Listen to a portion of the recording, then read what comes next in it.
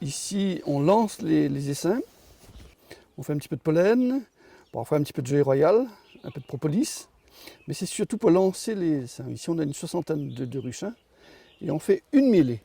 On fait une seule mêlée ici, un mêlée de bérose, l'encens. Le miel de bérose, c'est un super miel, très très bon. Mais il y a aussi du miel de forêt, du miel de toutes fleurs. Et bientôt, on va emmener pas mal de ruches d'ici vers Saint-Benoît pour faire du miel de litchi. Hein, c'est un très bon miel aussi, qui est très demandé. Mais là, il faut se déplacer vers les régions où il y a du litchi, quoi. Donc, on va récolter vers octobre. Et on espère que cette année sera une bonne récolte. L'année passée, c'était pas trop mal. Mais donc, on a besoin. Cette année, le bérose n'a pas bien marché ici.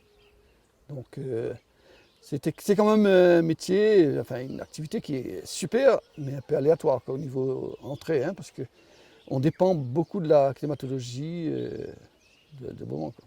C'est avant tout une passion. Hein. Moi, j'ai commencé par 2 ruches, et puis doucement, doucement, c'est devenu une passion. Et il faut considérer ça comme ça avant tout. Ça peut devenir un métier, hein, et c'est un métier qu'il faut encourager. Et même c'est une activité qu'il faut encourager parce que eh ben, l'apiculteur avant tout, c'est quelqu'un qui travaille plus pour les autres, pour la biodiversité que pour lui. Lorsqu'un apiculteur produit 1 euro en miel, il génère 30 à 40 euros de par la pollinisation. Les abeilles au départ, elles étaient dans des creux d'arbres, des troncs d'arbres, des creux, des trous de rochers.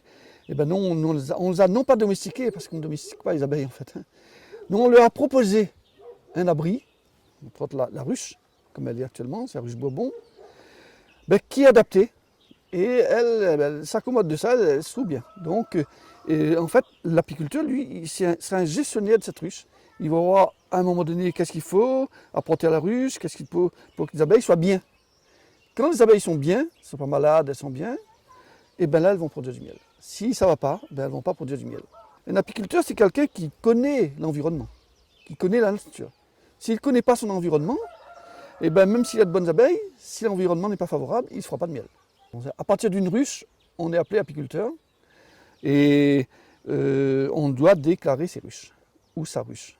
Donc, une ruche, c'est l'abri dans lequel on met les abeilles. Un rucher, c'est un emplacement où il y a des abeilles. Vraiment agriculteur dans l'âme. Pour moi, j'avais besoin de ça, de terre, d'élevage, etc.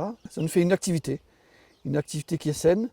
Et ça nous permet d'avoir un regard aussi sur l'environnement qui est, je pense, favorable à tout le monde, à l'environnement déjà, et puis à l'homme aussi.